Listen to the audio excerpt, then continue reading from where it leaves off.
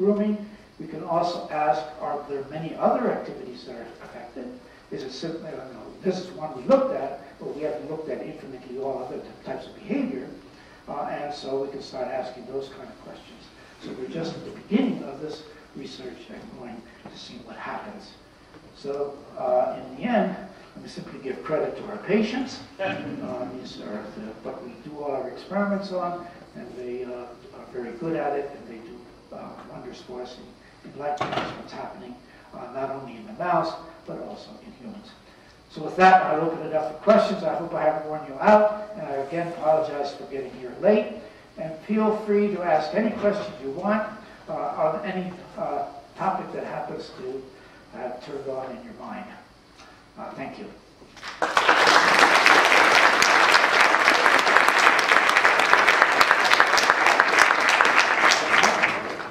So is the occurrence of the sarcoma and the other disorder, is it same in male and female mutants?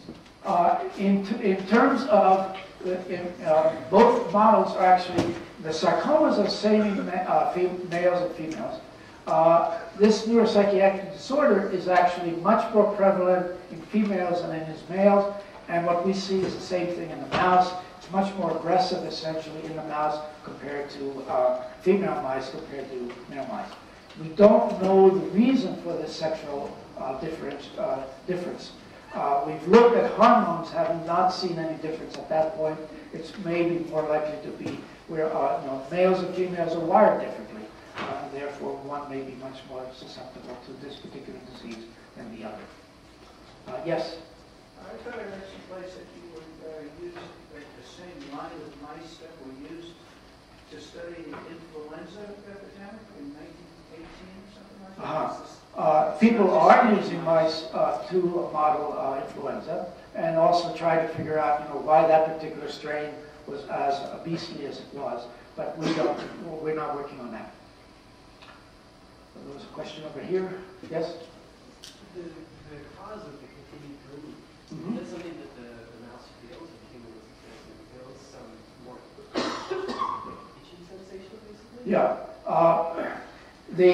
It's what's called obsessive compulsive, meaning that it has compulsive simply means motion, repetitive motion, and obsessive means that you are obsessed with it. Okay, so there is an obsessive component to this disease. Now, one of the things that I've encountered, when I talk to psychiatrists, and I've talked to psychiatrists, it says, how do you know that a mouse is obsessive? Okay, and it's a fair question. I mean, right now we don't have any way of judging when a mouse is being obsessive about something, because that requires thought processes. We also, for example, can't tell if a mouse has a headache. Okay, that's a very difficult thing because in humans you can ask, they tell you I have a headache. We can't communicate with mice. But I mean, what we hope to in the fairly near future is imaging of the brain is getting to be much more higher and higher resolution. And fairly soon, and then we're, within a few years from now, we'll be able to actually look at a brain and say, you have schizophrenia, or you have OCD, or you have blah, blah. Okay? Simply by looking at the pattern or activity of the brain itself. And then fairly soon, we'll have a lot of patterns, and then we'll be able to use those patterns to tell us what the mice is thinking about. And at that point, we will be able to say, now, are you obsessing with something? Because certain parts of the brain shall be much more active when you're obsessed about something than if you're not. Okay, so eventually we will be able to use, and the resolution is improving and improving, we'll be able to use human patterns to tell us what is going on in a mouse brain. And I wouldn't be surprised if that's not very far away. Yes? Some of the brain stimulation path approaches that have been used for Parkinson's disease is also helps to alleviate OCD behaviors.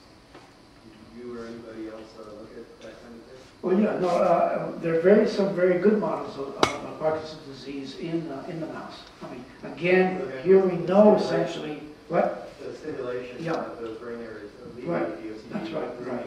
No, well, what we're doing now is we're using some of this in. What we're trying to do is stimulate part of the circuits and then see whether that induces a grooming behavior, and at the same time, how does microglia react? And similarly, we can do the opposite. We can activate or silence microglia, and then ask, how does that affect the circuit and the behavior? So those kind of experiments are ongoing. And they're very nice techniques now. And there are channels that are specific, for example, that light will activate. You activate it with light, and then the channel will either bring in sodium or chloride. If it brings in sodium, that cell is activated. If it brings in chloride, that channel is silenced. Okay? And we can do that again. We can put those in specific cells, and then use light essentially to activate or silence particular either the microglia themselves, the neurons themselves, and that's what happens. Yes. Mario, great talk. With all the data that's been generated in the human variome, have you or anyone in your group looked at the HOXB8 locus and see if there's any variance in humans at that site? Yeah. So the question for, I told you that 3% of people have trichotillomania. Okay, in this country, no matter where you look. Okay, so it's not difficult to get patient DNA from patients. And the other thing, but that's complicated, is what I'm showing you is we've inactivated a gene, HOXB8. And we actually, you have 2 copies of HOXB8, one from your father, one from your mother. We actually have to inactivate both copies in order to see it. Now, in human populations, fortunately, there aren't very many people walking around with 2 defective copies of any gene. Okay? Sometimes you have inbred populations, and all of a sudden you see that.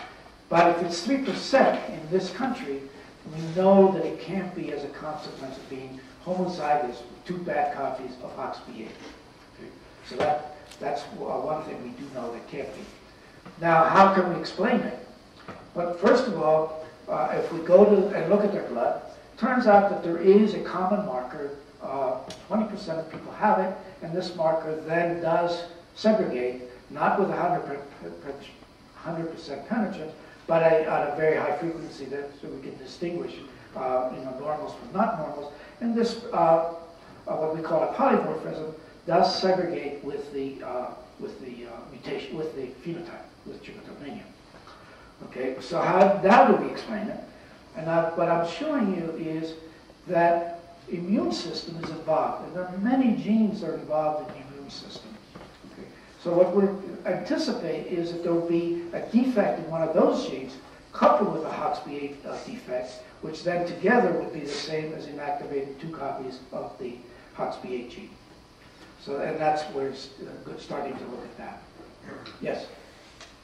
Going back to the obsessive grooming. Going back where? To the obsessive grooming. I thought you, the reason you could tell it was obsessive is that they started grooming the other mice. And they would demonstrate baldness with that. They would become bald on the X. So that indicated it wasn't like an age. I'm sorry, I didn't hear the last part. And it would indicate that it would have to be some sort of obsessive behavior as opposed to an itch. Going back to his Right. Now, I mean, one thing I've talked to lots of patients with trichotillomania, and one of the questions I ask is, do you have a compulsion now, an obsession to want to groom somebody else? And the answer is yes. They have that desire, but they've socially been told, you can't do that. And humans can correct for that, but the mice can't. I mean, so they have that obsession, that compulsion to then groom another mouse. But that same feeling is present also in the human population. So is there any anecdotal evidence in human OCD that it's been impacted by bone marrow transplants?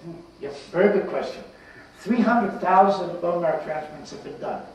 Okay? It's been done mostly for cancer. You have a leukemia or a lymphoma, and then they do a bone marrow transplant, and sometimes they cure it, and cure it for life, if it works. Now the problem is that bone marrow transplants are very difficult, and about 2% of the patients die of the bone marrow transplant itself. So it's not being utilized essentially except for when they think you're going to die anyway. It's a last resort. Okay? Now, having said that, still, 300,000 bone marrow transplants have been done. 3%, all of these disorders I've been talking about are 1%, 2%, 3%.